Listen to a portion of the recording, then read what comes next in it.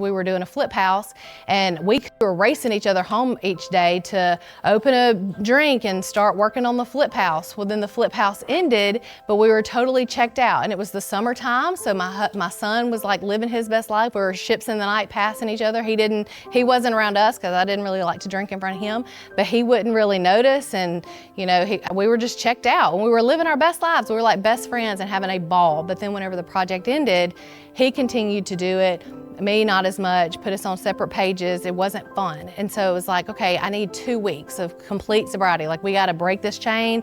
It's having a hole, because my son would say, hey mama, will you take me to such and such house? And I'm like, no baby, I've already had a drink. Because if I would take a sip of alcohol, I would not drive. And so it was like a non-negotiable for me. And so whenever I had to tell him that 3 or 4 different times, I'm like, I got a problem. You know what I mean? Because this would be during the week, and that was never the case before until we were doing the flip house.